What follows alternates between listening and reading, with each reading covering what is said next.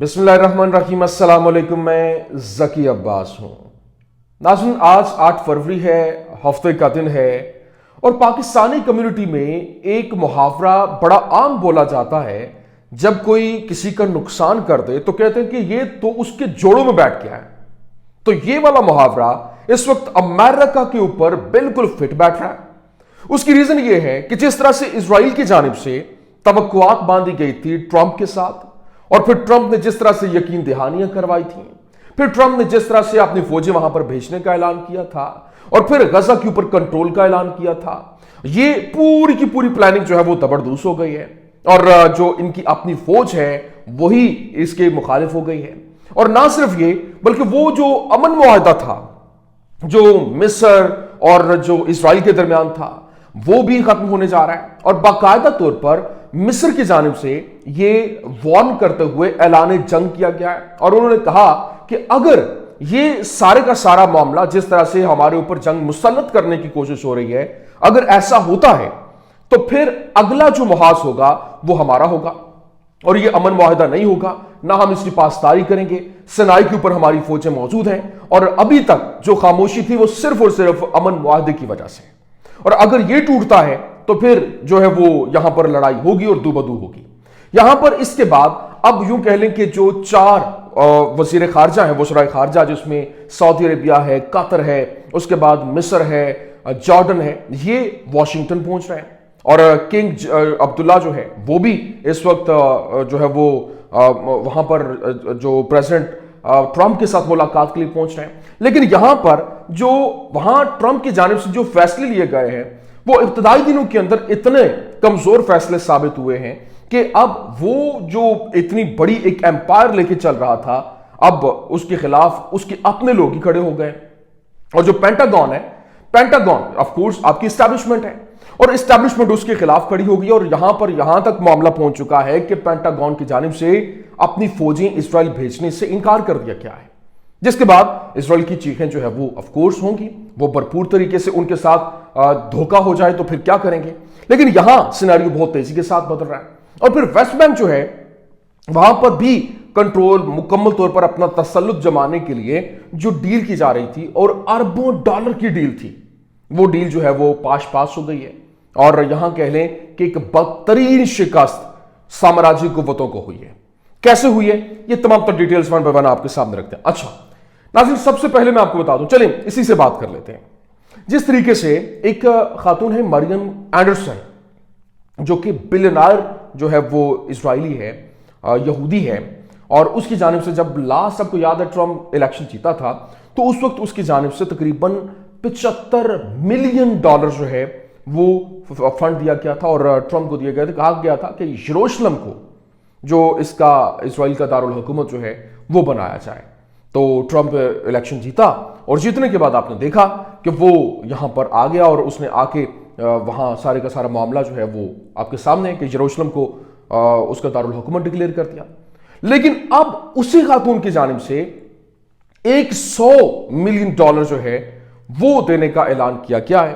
اور اس نے یہ اعلان کیا کہ اگر مطلب یہ میں نے جو آپ کو دیے ہیں وہ آپ جو ویسٹ بینک ہے وہاں جہاں پر ابھی لڑائیاں جاری ہیں اور اسرائیل حملے کر رہا ہے، اور وہاں سے آگے ریٹیلیشن بھی آ رہی ہے، وہاں پر اب جو سینیریو اس کو ختم کریں اور ویسٹ بینک کو اسرائیل کا حصہ بنایا جائے۔ اب اسی وجہ سے جو ٹرمپ کی جانب سے کہا گیا تھا کہ وہ آئندہ اپنا جو اگلا پلان ہے وہ بہت جلد دے گا، لیکن یہاں پر جو غزہ پلان ہے وہی اس کا الٹا گلے پڑ گیا ہے۔ اس کی ریزن یہ ہے کہ اس نے اپنی فوجیں بھیجنے کا اعلان کیا تھا، اور کہا تھا کہ وہ یہاں پر اپنا کنٹرول جاری رکھے گا، لیکن یہاں پر اپنی جب فوجیں بھیجنے کا اعلان کیا گیا تو پینٹاگون نے انکار کر دیا۔ اب یہاں پہ ایک اور نیا ٹوسٹ آ گیا۔ ٹوسٹ یہ ہے کہ ڈونلڈ ٹرمپ اور جو دوسرا کہہ لیں کہ ایلان مسک ہے، آف کورس یہ دو کہہ لیں کہ دو جن ایک جان ہے، لیکن اب جس طرح سے سینیریو بدلا ہے اور ان کے گلے پڑ گیا ہے، اس کی ریزن اس وقت سب سے امپورٹنٹ چیز یہ ہے کہ ایلان مسک کی ایک بڑی جو ٹائم میگزین کے اوپر ایک پکچر ڈسپلے ہوئی، اور وہ جو پریزیڈنٹ کی سیٹ ہے اس کے اوپر بیٹھا ہوا تھا۔ مطلب یہ تھا کہ جو فیصلہ کر رہا ہے وہ ایلان مسک کر رہا ہے، اور ایلان مسک کو مکمل طور پر ٹرمپ کی جانب سے اختیارات دیے گئے، اور اس نے پینٹاگون کے آڈٹ کی بات کی، اور پینٹاگون کو کہنے کی اسٹیبلشمنٹ ہے، اور اسٹیبلشمنٹ کے اندر ظاہر سی بات ہے پاکستان ہے، کسی بھی ملک کی اسٹیبلشمنٹ جو ہوتی ہے اس کے لیے ایک بہت بڑا چیلنج ہوتا ہے، اگر وہیں پہ آڈٹ شروع ہو جائے تو پھر معاملات گڑبڑ ہو جاتے ہیں۔ پھر یہاں پہ پاکستان کی بات کریں تو پاکستان میں بھی ایسا ہوا تھا کہ ایک دفعہ صرف بات کی گئی تھی وزیر اعظم یوسف رضا گیلانی کے دور میں، یہ بات صرف کی گئی تھی تو ان کی حکومت گر گئی تھی، ان کو وزارت عظمیٰ سے ہٹا دیا گیا تھا۔ تو اسی طرح سے یہ معاملہ اب اس کے گلے پڑتا ہوا دکھائی دے رہا ہے۔ کیوں؟ کیونکہ اس وقت سب سے امپورٹنٹ چیز جو ان کے اپنے جو اس وقت وزراء ہیں وہ، سینیٹرز وہ، اور پھر جو پینٹاگون ہے اس نے تو کھلے اعلان کرتے ہوئے اس نے کہا کہ اپنی فوجیں ہم وہاں پر نہیں بھیجیں گے۔ کیوں؟ یہ کیوں کہا گیا؟ اس کے پیچھے ایک بڑی امپورٹنٹ ریزن ہے۔ اس کی ریزن یہ ہے کہ مصر کی جانب سے پینٹاگون کو خط لکھا گیا، اور پینٹاگون کو خط لکھتے ہوئے کہا گیا کہ امن معاہدہ جو ہمارا ہے وہ اسی کے اوپر بیس کر رہا ہے۔ اگر غزہ کے اوپر امریکہ کی جانب سے اپنی گورنمنٹ بنانے کی کوشش کی گئی، یا پھر یہاں پر جو ہماری وہاں پر بارڈر لائن بن رہی ہے اس کو کراس کرنے کی کوشش، یا ہمارے اوپر جنگ مسلط کرنے کی کوشش کی گئی، تو پھر یہاں پر امن معاہدہ ختم ہوگا۔ ہم جنگ کے لیے بالکل تیار ہیں، اور ابھی مڈل ایسٹ آئے اور یہ دیگر سارے کنفرم کر رہے ہیں کہ مصر مکمل طور پر تیار کھڑا ہے، اس کی فوجیں بالکل ریڈی ہیں، اور اس کے ساتھ ساتھ جارڈن ہے، اس نے بھی باقاعدہ طور پر اعلان جنگ کر رکھا ہے، اور وہ کسی وقت یہ بھی کہا جا رہا ہے کہ وہ شاید اس سے پہلے حملہ کر دے۔ لیکن یہاں پر جب یہ خبریں سامنے آئیں تو پینٹاگون نے فوجیں بھیجنے سے انکار کر دیا، ٹرمپ ایک سائڈ پہ، پینٹاگون دوسری سائڈ پہ۔ تو یہ اس کا مطلب یہ ہے کہ سینیریو بہت تیزی کے ساتھ تبدیل ہو رہا ہے، اور وہ جو امریکہ ہے، امریکہ کے لیے اپنی فوجیں بھیجنا، جس طرح سے اس نے پہلے بھی تو یہی لڑ رہے تھے، کیونکہ اتنا جو کہہ لیں کہ بلین ڈالر کے اسلحہ پرووائڈ کیا گیا۔ ابھی آپ دیکھیں bunker buster bomb, mother of all bomb جو ہے وہ پرووائڈ کیے گئے، اور اتنی بڑی تعداد میں، ہزاروں کی تعداد میں اب دوبارہ سے بم جو ہے وہ دیے جا رہے ہیں۔ لیکن یہاں سینیریو بدل چکا ہے اور گیم مکمل طور پر پلٹ چکے، جس کے بعد حالات تیزی کے ساتھ بدل رہے ہیں، اور جو اسرائیلی میڈیا ہے وہاں پر بھرپور طریقے سے واویلا بھی کیا جا رہا ہے کہ یہ سینیریو ہمارے خلاف جا رہا ہے۔ اور صدر جو اس وقت نتن یاہو ہے، ان کا وزیر اعظم ہے، وہ بھرپور طریقے سے ایک بڑا شادیانے بجائے جا رہے تھے کہ ہم نے ایسا کر دیا، ہم نے ویسا کر دیا، لیکن یہاں پر وہ نہیں ہے، اور جو ہماری ایبسولوٹ وکٹری ہے وہ تو بالکل خاک ہو گئی ہے، اور یہاں جو فلسطینی مزاحمت ہے وہ ڈٹ کے کھڑی ہے اور وہ جیتتی نظر بھی آ رہی ہے۔ لیکن ابھی جو چیزیں ہیں وہ اتنی تیزی کے ساتھ تبدیل ہو رہی ہیں کہ حالات مکمل طور پر تبدیل ہوئے، اور معاہدہ جو ہے وہ آلموسٹ ختم ہونے کو، اسلامی ممالک اکٹھے ہو رہے ہیں، سعودی عربیہ ہے، مصر ہے، جارڈن ہے، قطر ہے، اس کے بعد ایران اور ترکیہ، یہ ایک زبردست قسم کا الائنس، اور اللہ کرے کہ یہ الائنس بنے اور اسی طرح سے آگے بڑھے تو یقینی طور پر پورے کا پورا منظرنامہ تبدیل ہو جائے گا۔ کیونکہ ایک طرف اب وہ اپنی فوجیں انہوں نے بھیجنے سے کیوں انکار کیا، یہ بڑی امپورٹنٹ چیز ہے۔ ایک طرف جو ہے وہ انہوں نے نیٹو جو ہے وہاں سے دستبرداری کے حوالے سے خبریں سامنے آ رہی ہیں، پھر اگر وہاں سے وہ نکل آتے ہیں، اور دوسری جانب نیٹو جو ہے وہ گرین لینڈ کا دفاع کرنے کے لیے وہاں پر پہنچ رہی ہے، کیونکہ جہاں پر صدر ٹرمپ کی جانب سے یہ کہا گیا کہ وہاں وہ سرزمین چاہتے ہیں، تو اس کا مطلب ہے کہ منظرنامہ تبدیل ہو گیا، وہاں پر بھی اگر فوجیں انگیج ہوں، یہاں پر پھر وہ کیسے بھیج سکتے ہیں؟ تو اس وجہ سے فوجیں بھیجنے سے فی الوقت جو ہے وہ روک دیا گیا، اور یہی ایک یوں کہہ لیں کہ بدترین شکست ہے جس کی وجہ سے جو اس وقت اسرائیل ہے وہ مشکلات سے دوچار ہیں، اور جو اسرائیلی میڈیا ہے، جو وزراء ہیں، وہ بھرپور طریقے سے واویلا بھی کر رہے ہیں۔ لیکن ابھی جو امپورٹنٹ چیز ہے، ہارٹیز اسرائیلی اخبار جو ہے اس نے رپورٹ کیا کہ جو ہزاروں اسرائیلی فوجی ہیں وہ نفسیاتی دباؤ کا شکار ہیں، جس کی وجہ سے فوجی سروس انہوں نے بند کر دی، اور 2024 میں جو خودکشی کرنے والے ہیں ان کی تعداد ہے تقریباً 21، اور جو اس وقت ان فوجیوں کی تعداد مزید جو ہے وہ بڑھ چکی ہے۔ پچھلے ایک جو رینک ان کا بنا، ایک پورا ایک لسٹ تھی، اس سے بڑی تعداد میں جو ہے وہ ہلاکتیں رپورٹ ہوئی ہیں۔ لیکن ابھی ایک امریکی سفیر، یقین مانیں میں تو کہتا ہوں کہ احمق پن ہے اور تو کچھ بھی نہیں ہے، اس نے جو کل بیان دیا اس کے ساتھ ہی لبنان کے اندر مزاحمت مخالف لوگوں نے اس بیان پر جو خوشی منانا شروع کر دی۔ آج اس کے اندر حزب اللہ کے ساتھ مل کر وہ حکومت بنائی گئی، لیکن اندر کے معاملات جو ہیں وہ امریکہ کے جو گروہ ہیں وہاں پر جو امریکہ نواز ہیں وہ بڑے پیمانے پر یوں کہہ لیں کہ جشن منا رہے ہیں، اور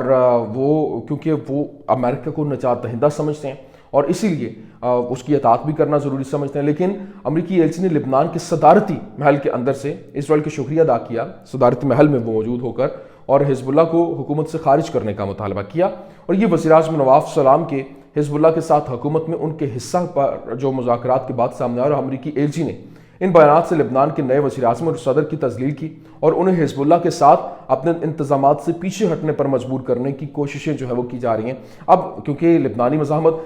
جو ہے وہ جس طرح سے ڈٹ کے کھڑی ہے، اور سب نے دیکھا کہ کس طرح سے وہ